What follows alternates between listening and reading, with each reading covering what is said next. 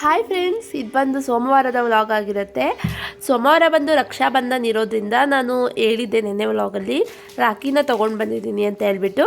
ಈಗಲೇ ನಮ್ಮ ಮಕ್ಕಳು ಚಿಕ್ಕ ಚಿಕ್ಕ ಮಕ್ಕಳಾಗಿರೋದ್ರಿಂದ ರಾಖಿ ಕಟ್ಸೋದು ತುಂಬ ಖುಷಿ ಕೊಡ್ತಾ ಇತ್ತಿತ್ತು. ಯಾಕಂತಂದರೆ ಪ್ರಪಂಚದಲ್ಲಿ ಪವಿತ್ರವಾದ ಬಂಧನ ಅಂತ ಅಂದರೆ ಅದು ಅಣ್ಣ ತಂಗಿ ಬಂಧನ ಅಂತಲೇ ಹೇಳ್ತಾರೆ. ಸೊ ಅಕ್ಕ ತಮ್ಮ ಇರೋರು ಅಷ್ಟೊಂದು ಬಾಂಡಿಂಗ್ ಕಮ್ಮಿ ಇರುತ್ತೆ, ಬಟ್ ಅಣ್ಣ ತಂಗಿ ಬಾಂಡಿಂಗ್ ಇರುತ್ತಲ್ವಾ, ಅದು ತುಂಬ ಚೆನ್ನಾಗಿರುತ್ತೆ. ನಾನು ನೋಡಿದ್ದೆ ಆಲ್ಮೋಸ್ಟ್ ನನ್ನ ಫ್ರೆಂಡ್ಸ್ಗಳಲ್ಲೆಲ್ಲ.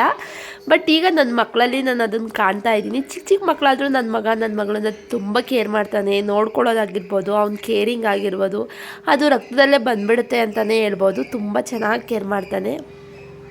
ಮತ್ತು ಇನ್ನು ರಾಖಿನ ಈ ಚಿಕ್ಕ ವಯಸ್ಸಿನೇ ಕಟ್ಸಿದ್ರೆ ಅವ್ರಿಗೂ ಕೂಡ ಆ ಒಂದು ಭಾವನೆ ಮನಸ್ಸಲ್ಲಿ ಮೂಡುತ್ತೆ ಅಂತ ಹೇಳ್ಬಿಟ್ಟು ರಾಖಿ ಕಟ್ಟಿಸ್ತಾ ಇದ್ದೀನಿ.